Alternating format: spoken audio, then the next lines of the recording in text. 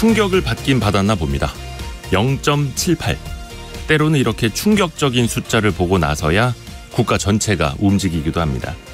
2022년 기준 합계 출산율 이야기입니다. 출산율이 0.78명까지 떨어지니까 여기저기에서 특단의 대책을 요하고 있고요. 또 정부와 정치권에서 파격적인 해법까지 띄우고 있습니다. 18세 미만까지 월 100만 원씩, 즉 1인당 2억 원 넘게 지원하는 방안과 30세 이전의 자녀를 3명 이상 낳으면 남성의 병역을 면제하는 방안도 검토 중이라는 보도가 나왔습니다. 물론 확정된 건 아닙니다. 어쩌면 이번에도 백화점식 대책만 반복될 가능성도 있습니다. 국회의원들도 이런저런 저출생 대책 법안을 발의하고 있고요. 기자들은 얼마나 더 강력한 대책이 나오는지 미리 쓰기 위해서 취재 경쟁을 벌이고 있다고 합니다. 이번에는 정말 출산율의 반전을 일으킬 정책이 나올 수 있을까요? 0.78명이라는 숫자가 주는 충격만큼이나 임팩트 있는 대책이 절실하게 필요한 2023년 대한민국입니다. 3월 22일 수요일 성공예감 출발합니다.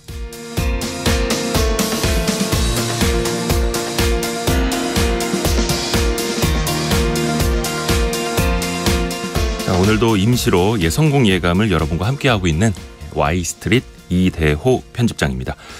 오늘도 3일 연속 경제상식 퀴즈가 나갑니다. 문제 드릴게요. 소비 심리가 위축되면 이것 업계는 오히려 뜬다고 합니다.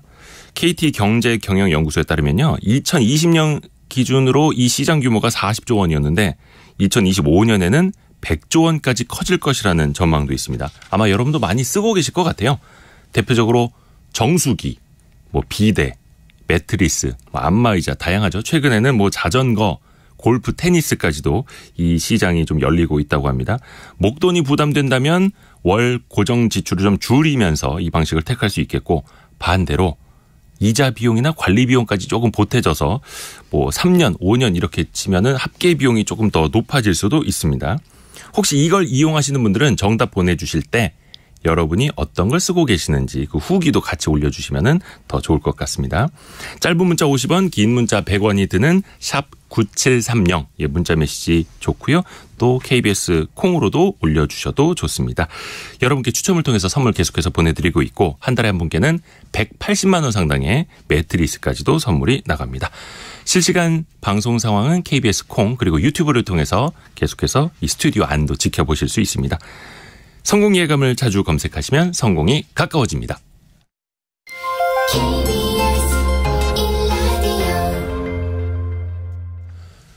오늘의 경제 뉴스 고란 기자, 김치영 기자 두 분의 경제 전문 기자 함께합니다. 안녕하세요. 네, 안녕하세요. 고란 기자가 원래 어제 다른 뉴스를 준비했다가 부랴부랴 아이템을 바꿨죠. 바꿨다기보다는 네. 아이템을 줄이고 하나를 추가했습니다. 네. 어떤 겁니까 오늘? 네, 밤사이 미국 반도체법 지원금에 대한 세부 규정안이 공개가 됐는데요. 간단하지만 핵심만 전해드리도록 하고요. 네. 원래 준비했던 소식, 은행 위기와 관련돼서 옐런 재무부 장관이 위기 악화 시에는 추가 보증하겠다. 모든 예금에 대한 보호 의지를 드러냈습니다. 은행위기 불끄기 총력전에 나섰고요. 네. 그 한전에 역대급 적자를 기록했죠. 보니까 전력 구입 단가가 지난해 62.7% 올랐다라고 하는데 1분기는 더 오른다네요. 전기를 올리긴 해야 하는데 인상한 발표는 자꾸 늦어지고 있습니다. 김치영 기자는 어떤 뉴스 준비했습니까? 네, 어제 원희룡 국토부 장관이 미분양 주택에 대해서 좀 언급을 했습니다. 네. 10만 가구까지는 각오하고 있다 이런 말을 했는데요. 이게 어떤 의미가 있는지 좀 자세히 말씀을 드리고요. 네.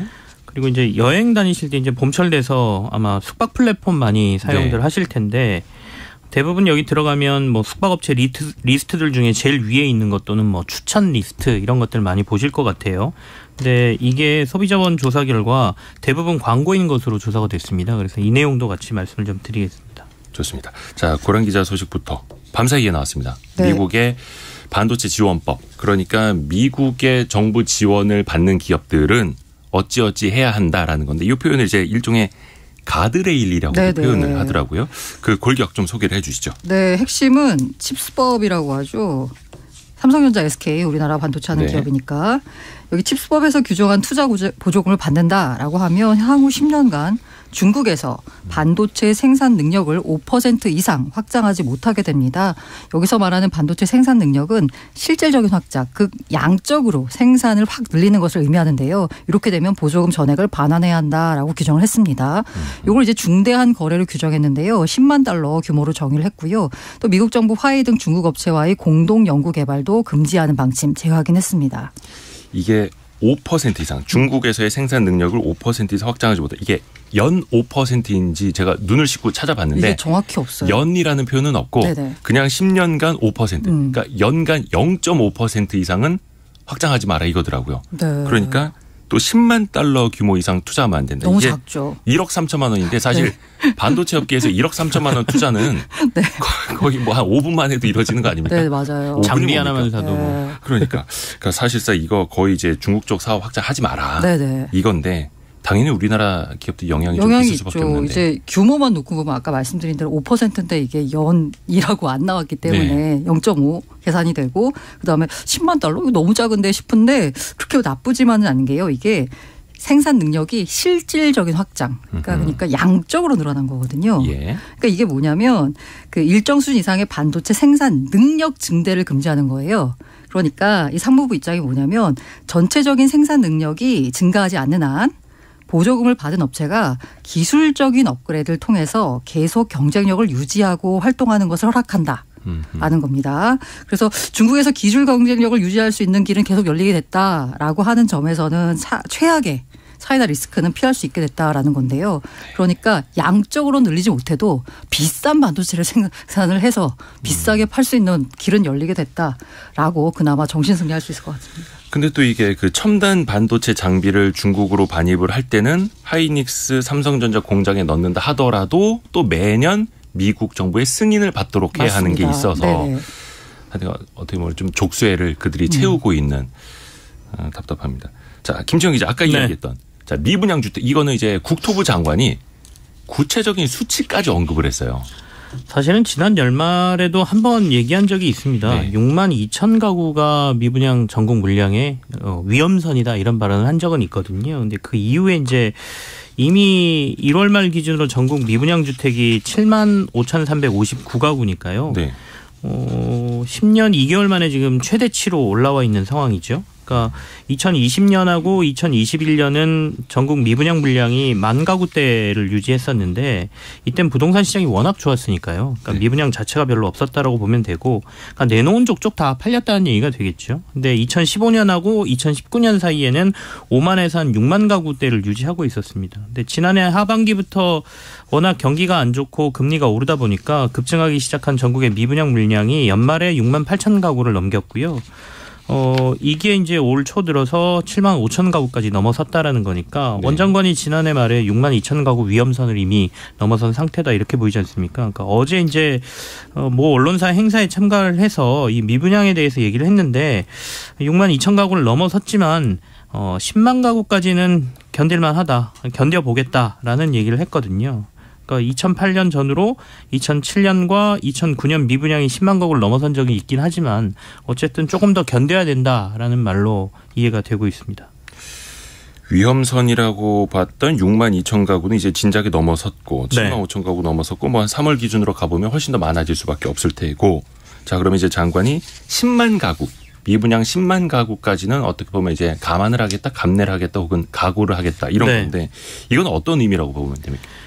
시장 상황에 따라 달라질 수는 있겠지만 어제 발언의 뉘앙스는 그때까지는 특별한 대책을 내놓지 않겠다로 해석할 수 있을 것 같습니다. 그러니까 지금 사실 민간건설 업체들 같은 경우에는 정부가 나서서 이 미분양 물량을 매입해 줘야 된다라는 요구를 계속하고 있거든요. 네. 그러니까 당시에 6만 2천 가구 발언이 나왔을 때도 이미 시장에서는 정부가 혹시 미분양 물량을 매입해 주는 것 아니냐라는 얘기가 좀 나왔습니다. 그래서 그걸 공공임대주택으로 활용하자 뭐 이런 네. 아이디어가 있었죠.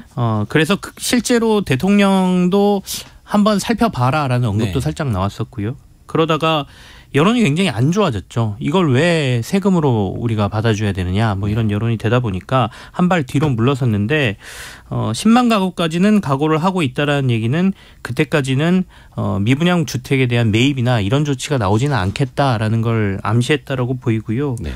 일단 앞서도 말씀드렸지만 2008년 금융위기 당시에 미분양 가구가 16만 가구까지 올라간 적이 있습니다. 그래서 최악의 상황까지는 아니고 그래도 한 10만 가구 정도까지는 버틸 수 있다 이런 얘기를 하고 있는 것 같고요. 특히 대구를 꼭 집어서 원장관이 이런 얘기를 했는데요. 대구가 미분양이 지금 좀 많거든요. 네. 지역별로 보면 17,000가구까지 지금 미분양이 올라갔는데 이게 굉장히 많아서 큰일이 날 것 같지만 사실 이게 2020년하고 2021년 재건축과 재개발 때 쏟아져 나온 물량들이 주변 시세보다 한 30% 비싼 거다. 그러니 이게 좀 조정을 받아도 시장에 큰 문제가 없다. 특히 이 미분양 물량이 대부분 대기업들이 한 60% 가지고 있는 거여서 네. 이것도 전체 작은 군소 건설업체까지 크게 퍼질 영향은 아닌 것 같다 이런 발언도 했거든요. 네. 그렇다 보니까 지금 민간 건설업자들이 생각하는 정부의 어떤 획기적인 대책 이런 것들은 당분간은 나오기 힘들다 이렇게 봐야 될 것 같습니다. 그러니까 기업들, 건설사들의 자구 노력이 먼저다. 정부는 그 나중이다. 네. 10만 가구까지는 더 지켜보겠다 이렇게. 부동산 시장은 어떤지 조금 이제 거래는 좀 늘고 있다라는 이야기도 좀 들려오는데 현재 상황은 어떻습니까? 사실 정부가 주택 관련 규제를 거의 다 풀었다라고 봐야 되지 않습니까? 네. 특히 1.3 대책이라고 저희가 얘기했던 부동산 규제를 대거 푼 다음에 전국 주택 매매 소비 심리는 조금 살아난 것으로 보입니다. 7개월 만에 100을 넘어섰어요. 102.1이 나왔거든요. 네. 그러니까 전달이 91.5였는데 10.6포인트나 올랐으니까 꽤 오른 수치입니다. 그리고 100을 넘어선 건 한 7개월 만에 처음이니까요. 그리고 서울 아파트 거래 역시 조금 회복됐습니다. 서울 부동산 정보광장에 따르면 지난달 서울 아파트 거래량이 19일 기준으로 2,301건으로 네. 지난해 2월 820건에 비하면 한 3배 정도나 올라왔거든요. 다만 이것만 가지고 지금 시장에 낙관을 하기는 좀 힘들다는 의견이 굉장히 많은데요. 원장관도 얘기했지만 당분간 미분양 물량이 더 늘어날 것으로 보고 있고 네. 그리고 금리 인상 속도와 폭은 지금 뭐 금융 리스크 뭐 이런 얘기하면서 조금 줄어들 가능성이 있지만 고금리 자체가 내려가는 상황은 조금 더 멀리 봐야 되거든요. 네. 그러다 보니까 고금리는 계속 유지될 수가 있어서 부동산 시장이 딱히 우호적인 환경도 아니다. 그러다 보니까 이제 건설사들은 미분양은 줄여야 되는데 다양한 대책들을 지금 조금 내놓고 있는 상황이죠. 최근에 이제 쪼개기 분양이라고 해서 이른바 분할 분양인데요. 원래 당초 분양하려는 물량이 100이었다면 50만 지금 분양하고 50은 하반기로 미루는 뭐 이런 형태의 분양도 나오고요. 실제로 2008년 금융위기 아까 16만 가구까지 미분양이 올라갔을 때는 다양한 것들을 했습니다. 분양가는 안 낮춰주되 뭐 발코니 확장을 무료로 해준다거나 중도금 무이자 혜택을 해준다거나 그래서 조금이라도 팔아보려는 건설사들 노력이 굉장히 많았고 또는 2년까지는 전세 계약을 아예 건설사가 맺어주고 네. 전체 물량을 네. 그리고 나서 2년 후에 부동산 시장 상황을 봐서 이걸 약간 재분양 비슷하게 하는 이런 사례들도 꽤 있었거든요. 그래서 아마도 건설사들의 이런 노력들이 조금 더 많이 나오지 않을까라는 생각이 들어봅니다. 자, 고란 기자 이야기로 넘어갈게요. 글로벌 금융시장 점검 한번 해보겠습니다. 간밤에 미국 증시는 좀 올랐고 우리 증시도 코스피는 지금 현재 한 2,400 다시 이제 회복을 한 상황인데 미국 시장에서 중요한 발언이 나왔습니다. 중요한 네. 사람의 중요한 발언이 나왔습니다. 뭐 3대 지수 모두 1% 이상 올랐고요. 특히 은행주 중심으로 강세를 보였습니다. 미국의 이제 중소은행으로 구성된 ETF가 있는데 이게 네. 6% 가까이 급등했습니다. 6%. 네, 화요일 급락했던 퍼스트 리퍼블릭 은행 이거 30% 반등에 성공했고요. 누가 무슨 말을 했냐? 제닛 옐런 미국 재무부 장관이요. 미국 은행연합회 연설을 했습니다. 이 자리에서 은행 위기가 더 악화할 경우에 예금에 대한 추가 보증을 제공할 준비가 돼 있다. 필요하다면 더 많은 조치를 하겠다라는 겁니다.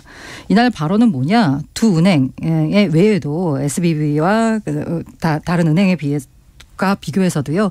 유동성 위기에 처한 은행이 또 나온다라고 하면 지급 보증하겠다라는 겁니다. 사실상 모든 은행의 예금을 정부가 인수하겠다라는 의지를 보인 것으로 풀이가 됩니다. 그러면서 강조했습니다. 지금 상황은 2008년 글로벌 금융위기 때와는 다르다. 오늘날 은행 시스템에서 금융위기와 같은 상황 볼 수 없다라고 하면서 시장 불안 심리를 차단했습니다. 지금 현재 민간 또 정부 쪽에 나서서 모두 중소은행 구하기에 나선 모양새인데요. 이 앞서서 미국 11개 주요 대형은행들이 JP모건 제이미 다이먼 회장의 주도하에 퍼스트 리퍼블릭에 300억 달러를 예치를 했어요. 은행이 은행에다 예치를 하는 겁니다. 그렇죠. 그래서 이제 구제에 나섰는데 최근 나오는 논의가 뭐냐면 이 아예 300억 달러 예치가 아니고 자본으로 전환하자라는 방안도 논의 중이다라고 합니다. 그러니까 미국의 재무부도 그렇고 대형 은행들도 그렇고 어떻게 보면 이제 이거 도미노 현상 아니다. 혹시 모르니까 도미노 중간에다 우리가 철판을 박아서 세워주겠다 이렇게 나서고 있는 거죠. 자, 그런데 물론 이제 퍼스트 리퍼블릭 은행이 좀 뭐 밤사이에는 주가도 크게 반등을 했습니다만 우리나라 국민연금하고 한국투자공사 KIC라고 하죠. 조금 곤란하게 됐다고요. 네. 투자하실 때 왜 그런 얘기 하잖아요. 50% 떨어지면 그거 다시 원금 회복하려면 몇 % 올라야 되나요? 100%. 네. 30% 반등했지만 그간 떨어진 거에 비하면 정말 아직 회복을 못했습니다. 미국 증권거래위원회 자료를 보니까요. 국민연금, 우리나라 국민연금이 지난해 12월 말 기준으로 퍼스트 리퍼블릭 은행 주식 약 25만 주를 갖고 있어요. 공시시점 기준 평가액이 약 400억이거든요. 이거 공시시점 기준이니까 아마 지금은 훨씬 적을 겁니다. 9월 말 23만 주였는데 추가 매수를 했습니다. 4분기에. 아마 좀 떨어졌다고 저평가 좀 이른바 물타기 들어간 거 아닌가 해요. 그리고 이제 그 국민연금 직접 투자분만 반영된 거기 때문에 위탁 운용한 게 얼마나 있는지는 아직 알 수 없습니다. 그다음에 KIC 한국투자공사 같은 경우에는 지난해 말 기준으로 보니까 약 14만 주 들고 있어요. 220억 정도 되는데 KIC는 그나마 좀 덜 욕을 먹을 수 있는 게 그 4분기에 보유지량이 9월 말에 27만 주가 있었거든요. 네. 근데 4분기 말 기준으로 보니까 14만 주 됐다는 얘기는 한 13만 주를 줄였다는 얘기예요. 그러니까 국민연금은 늘렸는데 KIC는 줄였다. 네, 그러니까 좀 욕을 좀 덜 먹는 겁니다. 네, 특히 이제 국민연금 같은 경우에는요, 실리콘밸리뱅크와 함께 이제 파산한 미국 시그니처 뱅크 있잖아요. 네. 거기다 크레딧 스위스 최근에 인수가 된 이거 주식 채권에도 투자를 했습니다. 네. 손실 위험이 발생한 투자금이 한 3,200억. 이상 추정이 돼서 최근 국민연금에 대한 여론도 안 좋은데 기름을 붓고 있어. 예. 근데 뭐 가지가 많고 이파리도 많고 운영하는 자산은 900조 원이 넘고 하니까 여기저기에서 조그마한 불씨만 생겨도 국민연금이 숙명입니다. 숙명 어떻게 보면은. 자, 김치영 기자 그 숙박 플랫폼 이야기로 좀 넘어가 볼 텐데 다른 플랫폼들도 마찬가지인데 숙박 플랫폼 역시 똑같았네요. 상단에 노출되는 것들은 거의 다 광고였다고요. 그렇죠. 그러니까 대부분 이제 들어가서 검색을 하면 순서대로 이렇게 쭉 뜨는 것 중에 위에 게 인기가 제일 좋은 거구나 또는 뭐 추천이라고 써 있으니까 저희가 뭐 상품 추천 MD가 하는 것처럼 뭔가 좋은 데를 추천했겠지라고 생각하셨을 것 같은데요. 그렇죠. 사실상 상단에 노출되는 상품이 대부분 광고 상품인 것으로 조사가 됐습니다. 그래서 어떻게 보면 소비자들을 기만했다 이런 얘기를 들을 수 있는 것이죠.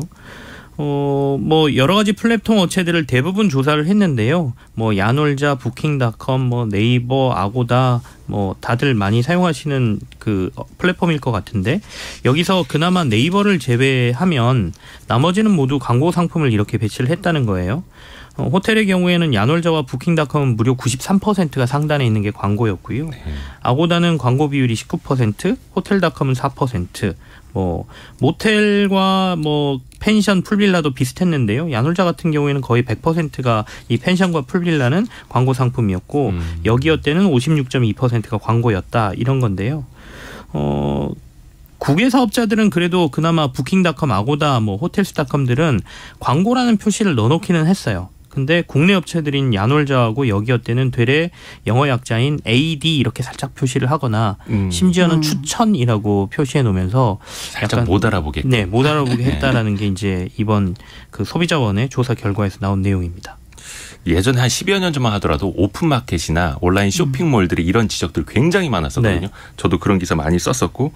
근데 이제는 광고라고 해서 아예 써놓죠. 근데 소비자들도 똑똑해서 광고로 띄워놓은 상품이 좋으면 쓰는 거고 후기 안 좋으면 그거 안 쓰는 거고 또 다른 판단을 할 수 있는데 자, 꼼수들이 좀 생기면 안 되겠습니다. 그러면 뭐 포털 사이트나 이런 플랫폼에 올라오는 이제 상품 후기들 있지 않습니까? 사실 그거 보면서도 이거 혹시 알바 아닐까? 조작되지는 않을까? 염려는 들거든요. 상품 후기들은 그럼 믿을 수 있는 겁니까? 이것도 사실 못 믿겠다라는 게 이제 이번 공정위 조사에서 나온 건데요. 그러니까 일부 상품의 하나긴 하지만 한 건강기능식품 회사가 공정거래위원회로부터 조직적 거짓 구매 후기를 올려서 시정 명령하고 1억 4천만 원의 과징금을 받았다는 뉴스가 나왔습니다. 그러니까 조직적으로.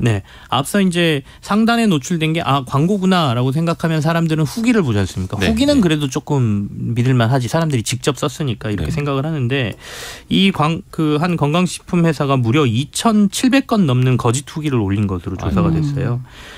네이버 쇼핑은 사실 이런 후기 조작을 피하기 위해서 실제 구매한 사람에게만 후기를 달 수 있도록 시스템을 만들어 놨거든요. 근데 이걸 어떻게 벗어났냐면 아르바이트생들에게 돈을 주고 상품을 구매하게 합니다. 네. 그리고 나서 빈 박스만 발송을 하는 거예요.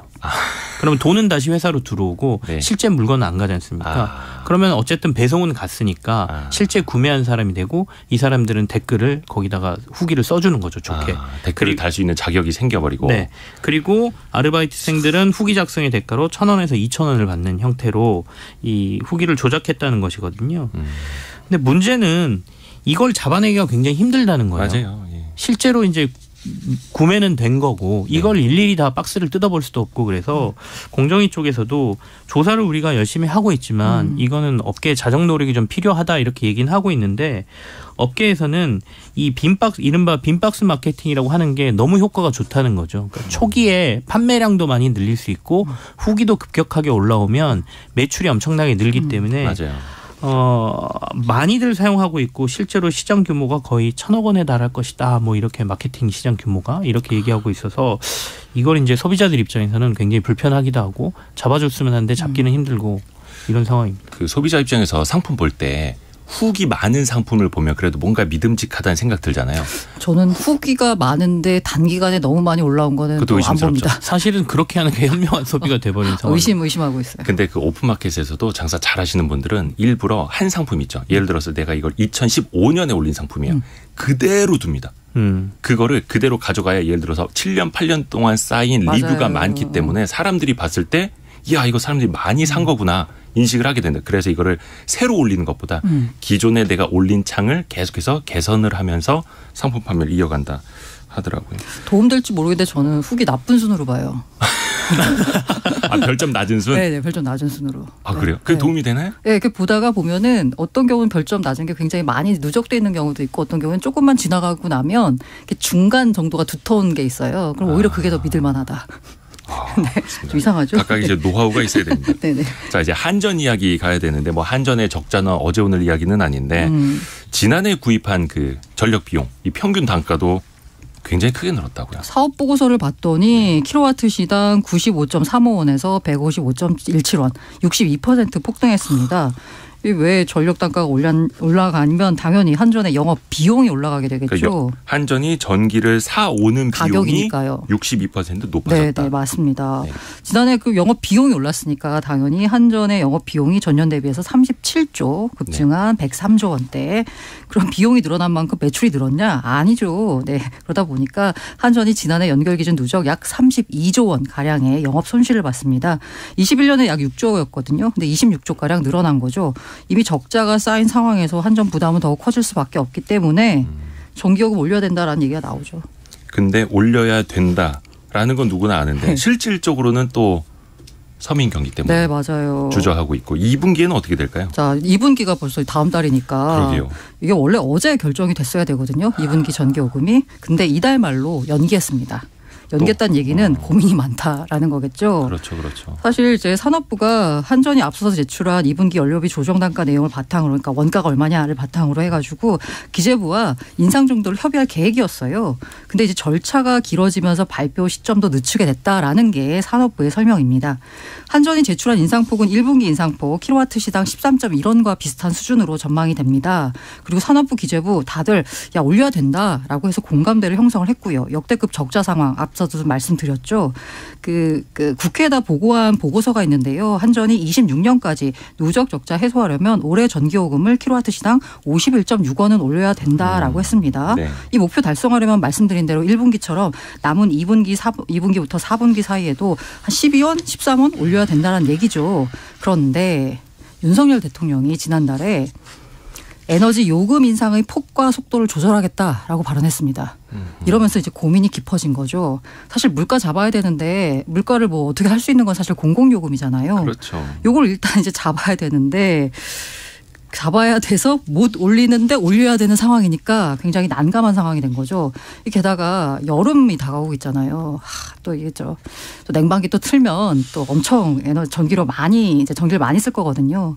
그럼 이제 취약계층 부담은 더 커질 수밖에 없는데 전기료가 올라가면 그렇다고 적자를 생각하면 안 올릴 수도 없는 상황이고 지금 이러지도 저러지도 못하고 있으니까 결정 못하고 이달 말로 전기 요금을 결정을 미룬 겁니다. 그러니까 지난 겨울에 그 난방비 폭탄 사례 때문에 그래서 가스 요금도 올려야 되는데 겨울에 올릴 수는 없고 그래서 봄에 2분기에 올려야겠다라고 했는데 그 2분기가 말씀하신 것처럼 이제 한 달 뒤가 2분기입니다. 근데 전기 요금도 마찬가지로 이거 봄에 못 올리면 말씀하신 것처럼 여름에는 더더욱 힘들어지고 근데 한전이나 가스공사의 적자 상황을 감안하면 언젠간 또 혈세가 투입될 수밖에 없기 때문에 지금이라도 좀 대승적인 결정을 해야 되는데 참 이게 어려운 문제입니다. 자, 알고란의 고란 경제전문기자 김치형 경제전문기자 함께했습니다. 고맙습니다. 네, 감사합니다.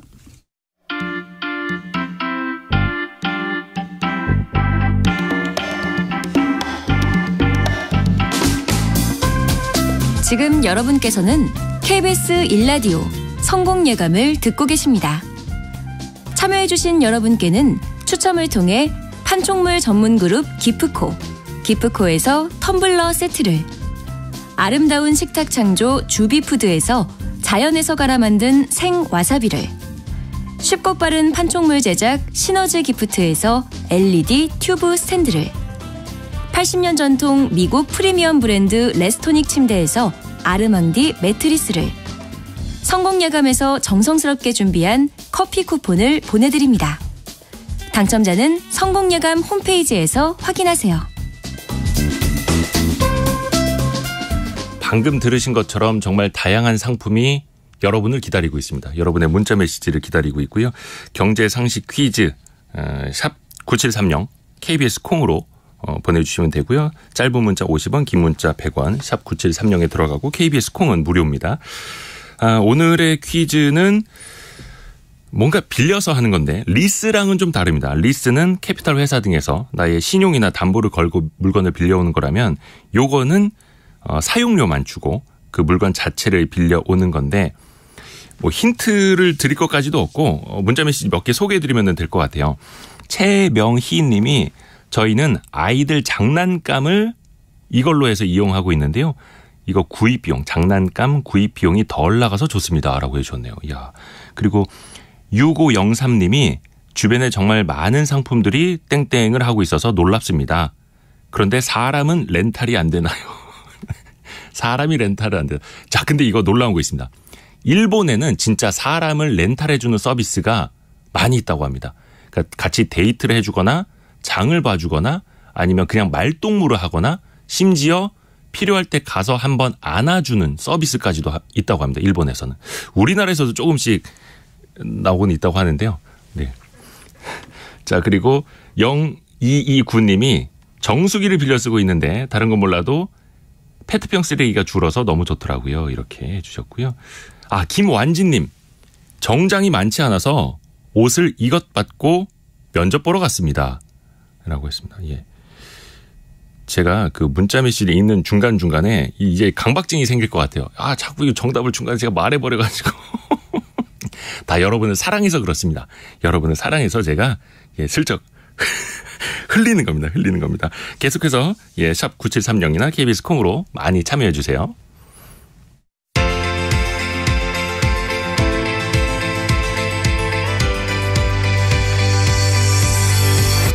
KBS 1라디오 성공예감. 여러분은 영화관 얼마나 자주 가세요? 예전에는 우리 심심한데 영화나 보러 갈까? 주말에 뭐 하지? 영화관이나 가자. 이런 이야기 쉽게 나왔는데 요즘에는 영화관을 한번 가려면 큰맘 먹고 가야 하는 상황이 된 것 같아요. 뭐 저만 그런지는 모르겠습니다만 또 상대적으로 가격은 올랐는데 OTT 플랫폼은 쉽게 볼 수 있는 것들이 또 많아지기도 했고 오늘은 이 영화 시장 또 극장 이야기 다각도로 한번 좀 들어보겠습니다. 한국영상대 영화영상과 함충범 교수 연결해서 들어보죠. 함충범 교수님 안녕하세요. 예, 안녕하세요.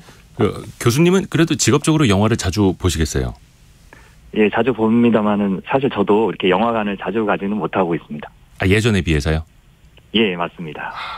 최근에 그 영화관 그 시장 자체는 어떻습니까? 관람객들이 좀 늘긴 늘었나요? 뭐 기준 시점을 어디에 둘 것인지에 따라서 좀 답변이 달라질 수 있을 것 같은데요. 네. 우선 연 단위를 기준으로 했을 때는 작년 한 해 동안에는 관객들이 많이 늘면서 업계에 훈풍이 불었다고 할 수 있습니다. 네. 그 2022년 한 해 한국 영화관 입장객 수가 약 1억 1천만 명 정도가 되는데요. 10년 전인 2013년부터 한 2018년까지 극장 관객 수가 대체로 2억 1천만 명대를 유지하다가 코로나19 대유행 직전인 2019년에는 2억 2천만 명을 기록했었거든요. 네. 그러던 것이 이제 2020년과 21년에 극장 관객 수가 연간 6천만 명 선으로 이제 떨어지게 되는데 그것을 이제 우리가 종합적으로 본다면 작년 한 해 동안 그 2020년과 21년에 비해서는 2배로 늘었지만 그 코로나 전에 비해서는 또 한 반 정도로 떨어졌다고 이제 종합적으로 얘기할 수 있거든요. 아하. 근데 전체적으로 회복세는 회복세다라고 얘기할 수 있는데 문제는 뭐냐면 이제 월 단위로 얘기하자면 2023년 들어서 1, 2월 극장 관객 수가 굉장히 줄었어요. 네. 그래서 관객 수가 이제 오히려 그 떨어진 작년보다도 그러니까 작년보다도 4% 정도 떨어진 수치를 기록하고 있고 2019년 같은 기간에 비해서는 약 64% 정도 떨어진 그런 수치를 기록하고 있습니다. 나아지고는 있지만 제대로 회복하려면 아직 멀었네요. 근데 예, 맞습니다. 제가 좀 전에도 이야기를 했습니다만 티켓 가격이 이제 만만치 않습니다. 저는 이제 애가 셋이어서 온 가족 한번 나가려면 최소한 팝콘 하나 먹으면 거의 한 10만 원에 육박을 하게 되거든요. 또 이게 얼마 전에 보면은 몇 년 전에는 좌석별로 이제 차등을 해서 가격을 조금 조정한 사례가 있었고 나중에는 전체 좌석 가격을 다 계속 올리기도 했고 이거 비용이 좀 어떻게 되는지 좀 정리 좀 부탁드립니다. 이거. 아마 제 생각에는요. 외국에 비해서 한국의 극장 입장료가 아주 높은 편은 아닌 거거든요. 근데 문제는 그 절대적인 가격보다는 그 증가세라고 할 수 있습니다. 통계적으로 봤을 때 10년 전인 2013년에는 영화관 입장료가 7,270원 정도였고요. 평균이요? 그렇죠. 네. 예, 그다음 코로나19 대유행 직전인 2019년만 하더라도 8,440원 정도였는데 작년 그러니까 2022년에는 처음으로 이제 10,000원을 돌파하게 되거든요. 네. 근데 지금 실제적으로 이제 가보시면은 성인 기준으로 해서 평일은 14,000원 정도, 주말은 15,000원 정도 할 거예요. 네. 여기에 이제 3D나 4D 또는 IMAX 등의 특수 상영관이라든지 특별 좌석 요금은 일반 관람료보다 이제 적게는 수천 원에서 많게는 몇 배까지도 이제 비싸졌고 더구나 이제 물가가 인상됨으로써 뭐 팝콘이라든지 이런 부대 비용이 더 늘어나기 때문에 아마 시민들이 체감하는 그 비용은 훨씬 더 증가되지 않았을까라는 생각은 하게 됩니다. 저는 그래서 조조 할인으로 갑니다. 한 10시 전까지 하는 건 조조 할인이 좀 되더라고요. 예, 맞습니다. 근데 이제 극장들도 뭐 상황이 안 좋으니까 티켓 가격을 올리기는 하겠습니다만 우리가 뭐 식품처럼 뭔가 이제 원재료 가격이 뛰었다라고 이제 바로 체감할 수 있는 게 사실은 없지 않습니까? 영화관 그 티켓 가격이 올라가는 이유는 좀 어떻게 해석을 하면 될까요?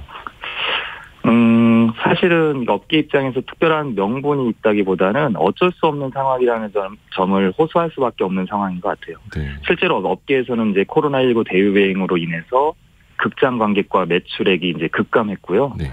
뭐 업계 1위인 CGV 같은 경우는 뭐 2천억 정도 되는 그런 적자에 시달리기도 했거든요. 근데 그런 것들이 이제 작년에는 조금 많이 회복이 되긴 했지만 현재로도 사실 이어지는 상황이라고도 볼 수 있습니다. 다만 같은 기간 GDP 상위 20개국 중에서 한국의 그 영화관 평균 관람료 상승률이 2위 정도 되거든요. 이건 굉장히 이제 높은 편이라고 할 수 있습니다. 아, 그래요. 그러니까 빠르게 올랐다라는 거고. 그러면 티켓 가격을 좀 올리면 영화관을 운영하는 기업들은 좀 상황이 나아지니. 왜냐하면 이제 상장되어 있는 기업도 있기는 한데 주가 상황을 보니까 한 7, 8년 전에 비해서 거의 한 8분의 1 토막? 지금도 이제 주가는 거의 신저가 수준을 이제 벗어나질 못하고 있더라고요. 영화관들의 매출은 어떤가요, 전반적으로? 업계 1위인 CGV 같은 경우는요, 그 2021년 국내 매출액이 741억 원, 영업 손익은 405억 적자였던 것으로 이제 저는 파악이 되거든요. 네. 그것이 이제 그러니까 2022년에는 상황이 좋아져갖고 매출액이 1,910억 원으로 한 2.5배 이상 이제 증가를 했고요. 네. 영업 손익은 8억 원 이익으로 이제 전환된 것으로 이제 나타납니다. 그래서 롯데시네마라든지 메가박스의 경우도 이제 같은 어떤 그 추세에 있을 것이라는 생각이 드는데 전체적으로 말씀드리면 작년에 많이 나아졌는데 이것은 이제 영화업계가 전반적으로 이제 좋아졌다라는 것 플러스 그 티켓 값을 올렸다라는 것이 같이 작용한 그 결과라고 볼 수 있겠습니다. 다만 아직까지 제가 적자 폭은 줄였지만 적자인 상황을 벗어나지는 못한 거고요. 자. 예, 특히 이제 2023년 들어선 더 안 좋아졌으니까요. 네. 그래서 아마 업계에서는 굉장히 좀 어려운 상황 계속 이어지고 있는데 다만 우리가 그 경제 상황에서 희망적인 것이 보이면 굉장히 이제 상승하는 그런 추세가 있는 것이잖아요. 네. 네, 2022년 한 해는 그런 상승세가 이어졌다고 본다면 2023년에도 이게 이어졌으면 좋겠는데 그게 좀 꺾인 듯한 그런 양상이거든요. 아하. 여기에 이제 문제가 있다고 저는 생각이 듭니다. 2022년에는 뭐 아바타도 있었고 범죄도시도 있었고 한데 그 관련된 이야기는 뒷부분에 좀 더 여쭤보겠고요. 일단 예. 가격이 올랐으니까 우리 이제 예. 그 영화를 보러 가는 사람들 입장에서는 소비자 입장에서는 그러면 가격이 오른 만큼 서비스도 좀 좋아진다라는 걸 느껴야 되지 않겠습니까? 예. 서비스 상황은 좀 어떻다고 평가를 해야 될까요? 뭐 극장에 가보신 분들은 체감하실 거예요. 그러니까 코로나19 대유행을 계기로 해서 극장가에서는 대규모의 인력 감축을 단행했거든요. 네. 그런데 이제 매출 회복세를 보인 2022년에도 감축된 인원이 충원되긴 했는데 굉장히 미미하게 충원되었습니다. 결국 이제 코로나19 이전에 비해서 극장 직원이 한 절반 정도에 불과하게 되었어요. 네. 그래서 이제 직원의 감축으로 영화 관객이 이제 그 극장을 이용하는 풍경도 바뀌게 되었는데 뭐 자율 입장제가 도입된다든지 네. 뭐 키오스크라고 불리죠. 이제 무인 달망기를 통해서 이제 티켓팅을 하는 방식이 확대된다든지 하는데 뭐 편리한 점도 있겠지만 그것을 이용하기 어려운 층에서는 좀 굉장히 좀 곤란함을 겪을 수 있고 그렇습니다. 극장의 질서 문제라든지 관객의 불편 등이 늘어나고 있기도 합니다. 그러니까 결론적으로 말하면 서비스는 오히려 조금 안 좋아졌다고도 이제 좀 볼 수 있겠죠. 그렇죠. 가격 대비로 또 생각을 해보면 요즘에 또 예. 영화관뿐만이 아니라 다 키오스크가 사람을 대신하고 있어가지고 뭐 주문이 잘못됐을 때나 뭐 좀 물어보고 싶을 때는 이게 소통이 안 됩니다. 소통이. 예. 자, 어찌됐든 간에 소비자 입장에서 이제 가격이 비싸지고 또 서비스는 뭐 변한 게 없고 하다 보니까 발길을 좀 줄이게 될 수밖에 없을 텐데 그래서 영화관들도 좀 고육지책을 내놓고 있다고요. 예, 맞습니다. 뭐 먼저 통계적으로 말씀드리면 2022년 한국의 국민 1인당 영화관 관람 횟수가 평균 2.2회였거든요. 2.2회. 예, 2번 조금 더 갔다고 이제 볼 수 있겠죠. 네. 이는 전 세계 6위 정도에 해당하는 수치입니다. 그리고 이제 2021년엔 사실 1.2회로 굉장히 낮아졌었고 이거는 전 세계 순위로도 한 10위 정도밖에 이제 안 됐었거든요. 코로나를 감안하더라도. 그렇죠. 예. 근데 중요한 것이 뭐냐면 코로나19 직전인 2019년에 한국의 국민 1인당 영화관 관람 횟수가 평균 4.4회였어요. 오, 예. 그리고 세계 1위였거든요. 어허. 그래서 이제 코로나에 대한 어떤 코로나로 인한 타격을 더 많이 받았다고 이제 볼 수 있겠죠. 네. 그래서 최근 영화관들은 보다 다양한 변신을 시도하고 있는 것도 사실인 것 같아요. 기존 상영관을 개조해서 클라이밍이라든지 골프 등의 운동시설을 만들거나 영화관 내에서 각종 강연 프로그램을 개발한다든지 전시관 등을 조성하는 경우도 있고요. 또 뭐 작년에 경험하셨겠지만 영화관에서 월드컵 등 거대 스포츠 이벤트 중계를 하거나 아니면 가수들이 공연을 하는 그러한 방식으로 영화관을 활용하는 그런 노력도 이제 보이고 있었는데 다만 이제 무엇보다 중요한 것은 근본적으로 극장 서비스가 개선돼야 할 것이고 무엇보다 가격 조정이 우선이라는 지적이 많습니다. 이 높아진 관람료 때문에 영화를 고르는 기준이 까다로워졌는데 예전에는 영화를 많이 봤던 관객들도 그 횟수를 줄이고 평점이나 리뷰 등을 확인하고 검증된 작품만 보려는 경향을 보이고 있기 때문이죠. 그러니까 우리가 이제 평균 1인당 몇 편의 영화를 본다라는 것은 전체적인 평균인데 사실 특정한 인원들이 더 많이 가서 보기 때문에 평균이 올라가는 거거든요. 근데 이분들 입장에서는 관람료는 올라가고 서비스는 저하됐다? 그러면 안 가게 되는 거예요. 아하, 그렇죠. 또 아마 이거 듣고 계시는 분들, 뭐 문자 메시지 보내주시는 분들도 계시는데 집에서 이제 너무나 편하게 OTT 볼 수 있고 거기에서도 이제 신작들, 대작들도 많이 나오고 있고 또 코로나19 때 대형 TV 뭐 빔 프로젝트 이런 거 많이 팔렸다고 하지 않습니까? 그래서 이제 OTT로 대신할 수가 있다라고 생각하시는 분들 많거든요. 이게 관람 방식이 어쩐 좀 대세가 바뀌었다라고 우리가 평가를 해도 될까요? 사실 OTT 처음 나왔을 때 저도 좀 회의적인 시각이 있었는데요. 네. 지금은 대세인 것은 확실한 것 같습니다. 그러니까 월 이용료가 수천 원에서 기껏해야 몇만 원에 불과하고 연간 구독하면 더욱 더 싸지는데 네. 그다음 콘텐츠는 굉장히 다양하잖아요. 그리고 방금 말씀하신 대로 이 가정에서도 극장까지는 아니지만 어느 정도 이게 준하는 정도의 그 영상 관람 환경이 조성될 수 있는 그런 기술 발전이 이루어졌잖아요. 네. 그렇기 때문에 소비자 입장에서는 굳이 비싼 관람료를 지불하고 극장에 갈 이유를 찾지 못할 수도 있을 것 같다는 생각이 들거든요. 예. 그래서 앞으로 분명히 대세로 자리 잡을 텐데 특히 제가 학교에서 또 보면은 요즘 젊은 세대들은 긴 영상물을 잘 안 봐요. 그러니까 영화를 전공하는 학생들도 굉장히 짧은 것을 선호하거든요. 네, 네. 그렇기 때문에 자기가 언제든지 선택해서 볼 수 있는 그 환경은 사실은 온라인 환경이라고 할 수 있겠습니다. 그렇죠. 시간 맞춰서 극장 가는 게 아니라 내가 볼 수 있는 곳에서 핸드폰으로 그냥 맞춰서 보는. 자, 시간 관계상 마지막 질문 좀 짧게 좀 부탁을 드려야 될 텐데 그러면 좀 어떻게 대응을 해야 될지 어떤 전략들이 필요할지 뭐 영화관이나 영화 산업 측면에서 정리를 좀 부탁드립니다. 이건 좀 간단 명료하고 근데 뭐 정답이 있겠지만은 좀 실행하기는 어려울 수도 있는데 제작 단계에서 우수한 제작 인력을 확충하고 체계적인 시스템을 탄탄히 갖추면서 OTT 드라마보다 완성도 있는 서사 구조와 영상 화면을 구축하는 것이 일단은 중요할 것 같고요. 네.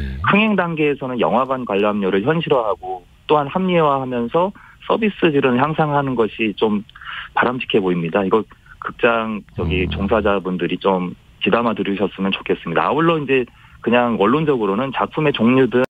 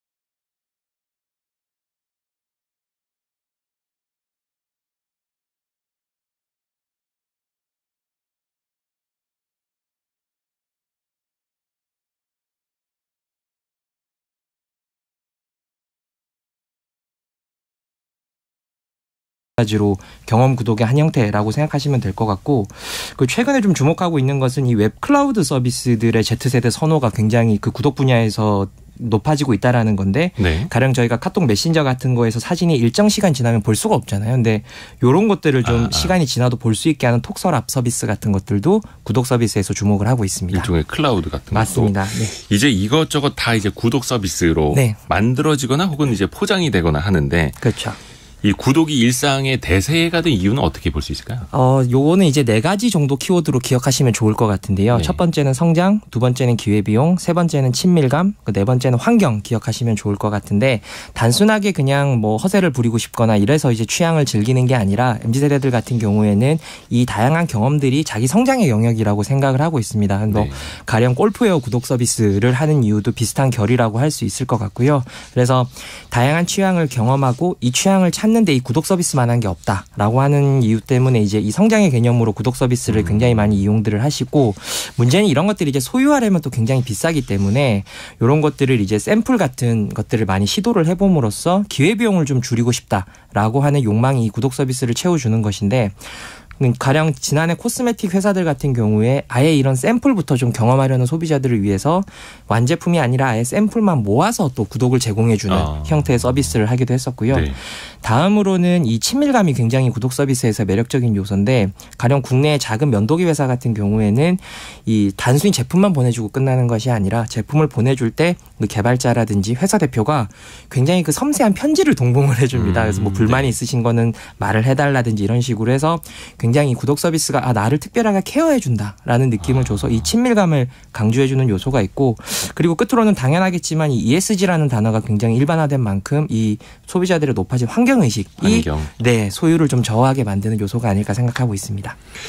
근데 또 이제 단순히 구독만 하는 게 아니라 뭐 예를 들어서 음악 같은 경우에는 스트리밍만 맞습니다. 하는 게 아니라 이거를 또 이제 소유하고자 하는 욕구들도 있지 않습니까? 최근에는 그게 LP판 같은 네네. 걸로도 좀 나타나고 있다면서요? 맞습니다. 이게 구독 시장이 화랑이라고 해서 무조건 MZ세대들이 구독만 하는 건 아니고요. 네. 말씀하셨던 LP 같은 경우에도 바로 지난주에 성수에서 그 AOMG라는 기획사에서 한정판 이제 바이닐을 재발매를 했었는데, 뭐 이렇게 힙합 이런 거 맞습니다. 많이 하는 네. 그래서 새벽부터 이걸 사려고 MZ세대들이 줄을 서서 이제 그게 진풍경이 좀 연출되기도 하고 LP판을 사려고. 네. 최근에 이제 슬램덩크 팝업 이런 거 진행됐을 때도 전날 새벽부터 여의도역 바깥까지 또 줄을 섰던 모습들도 트위터 같은 데서 좀 화제가 되기도 했었는데요.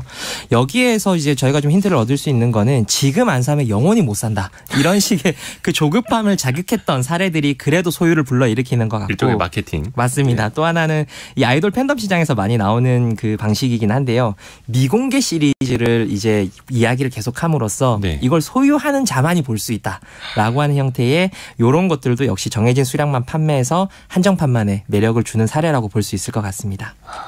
뭔가 조금 특별함을 만들어주는 거네요. 맞습니다. 네. 자, 그게 아니라면 이제 구독 서비스도 굉장히 좋은 건데, 근데 이게 결국은 매월 나가는 비용이 커질 수밖에 없잖아요. 서비스가 다양해질수록. 그렇죠. 그 지출하는 돈이 20대의 경우에는 월 5만 원을 넘지 않는 경우가 가장 많았고요. 대부분 3만 원에서 5만 원 사이에서 가장 많이 저희가 조사했을 때는 형성이 되어 있었습니다. 네. 이게 많다면 많고 뭐 적다면 적다고 생각하실 분도 계실 텐데, 이 20대 소비자들 같은 경우에는 이벤트나 프로모션을 좀 적극적으로 활용하기 때문에 내가 내는 돈 못지않게 많은 서비스를 받을 수 있다라는 자신감이 저희가 조사를 했을 때 굉장히 많이 드러났었고요. 네. 또 흥미로웠던 답변은 이 젊은 세대들일수록 이 저작권 의식이 굉장히 높아졌다라고 하는 거를 저희가 좀 발견을 할 수가 있었는데, 네. 콘텐츠를 이용할 때 제값을 주는 게 맞고 아티스트도 충분한 좀 보상을 누려야 된다라고 하는 게 굉장히 좀 높아진 저작권 의식에 한몫하는 것으로 확인이 됐었고, 좀 부끄러운 사실이긴 하지만 과거에는 좀 이 소프트웨어를 불법 복제해서 쓰는 걸 좀 당연하게 생각하는 문화들이 좀 있었지 않습니까? 네, 일부. 근데 지금은 이제 정당한 대가를 지불을 하고 이 그래픽 프로그램이나 OS를 구독하겠다라고 하는 인식들이 Z세대에서 건강하게 많이 퍼져 있는 것도 확인할 수 있었습니다. 자, 그리고 이 지점이 가장 중요해집니다. 네. 그러니까 사실 뭐 돈을 이제 무한히 쓸 수는 없으니까 맞습니다. 어느 정도 이제 본인이 걸러서 나중에 보게 될 텐데 네. 부담이 되니까 구독을 이제 끊어버리자. 혹은 이거는 내가 계속해서 보고 싶다. 이걸 결정하는 기준은 좀 어떻게 될까요? 말씀하셨던 것처럼 최근에 이제 고물가, 고금리 이런 네. 것들 때문에 이제 구독 다이어트라는 말도 이제 늘어날 정도로 구독 다이어트. 네. 전체 이제 비용을 정해두고 구독 서비스를 이용하고 이탈하는 경우도 많이 있는데요. 네. 여기서 중요하게 생각하셔야 되는 점이 구독에도 예측 가능성을 줘야 된다라는 점이 굉장히 중요합니다. 예측 가능성이요? 가령 예를 들어서 저희가 조사를 했을 때 네. 웹툰이라든지 웹소설을 구독을 해놓고 구독을 해지하는 경우가 어떤 경우가 있었냐면 내가 예측하지 못했던 이벤트나 프로모션이 너무 많아서 이게 제값 주고 하는 게 차라리 손해인 경우가 있다라는 거죠. 그래서 이벤트나 프로모션이 많다고 해서 무조건 좋아하는 게 아니라 이게 돌발적인 이벤트들이 너무 많으니까 이게 제값 주면 더 손해인 것 같다라고 하는 사례가 있기도 했었습니다. 예측 가능성. 그래서 뭔가 무료 서비스 이벤트를 너무 많이 하는 것도 좋은 거는 맞습니다. 아니다. 네. 약간 좀 그런 거에 대해 요런 이제 구독 서비스를 준비 중인 기업들도 많을 텐데. 맞습니다. 사실 저희 와이스트리트도 고민을 하고 있거든요. 네. 좀 어떤 점을 좀 타겟팅하면 좋은지. 저희가 바라봤을 때는 고객들이 특히 Z세대 고객들이 가장 중요하게 생각하는 게 아무래도 가성비가 가장 중요하기는 하지만 어떤 서비스들과 많이 제휴되어 있는가라고 하는 것들을 많이 따지게 되더라고요. 예를 들면 네이버 멤버십 같은 경우에도 그냥 단순하게 네이버에서 그 쇼핑몰에서 제품을 적립할 수 있거나 할인해서 살 수 있다가 아니라 이걸 가입하면 해외 스포츠 채널이나 웹 스토리지를 함께 이용할 수 있다라고 하는 것들이 매력적이라서 이용한다라는 고객들도 많았고요. 또 앞서 설명드렸던 것처럼 많은 구독 서비스들이 1년이 지나면 당신이 이걸 서비스를 이용했던 당신이 얼마나 어떤 취향의 사람이고 얼마나 성장했는지를 알려주는 서비스를 또 같이 하고 있습니다. 그래서 1년 후에 이 젊은 고객들 대상으로 한 구독 서비스라면 성장 측면에서 알려주는 것도 굉장히 중요한 포인트다라고 말씀을 드릴 수 있을 것 같습니다. 계속해서 교감하고 예측 가능성을 높여주고 또 함께 성장하는 것까지. 맞습니다. 자, 오늘 대학내일 20대 연구소의 정은우 센터장 통해서 구독 경제에 대해서 함께 이야기를 들어봤습니다. 고맙습니다. 네, 고맙습니다. 자, 1부를 마칠 시간인데요. 잠시 뉴스 듣고 저희 2부에 실리콘밸리에서 출산율이 높아진 그 배경을 한번 들어보러 떠나보겠습니다. 잠시만요.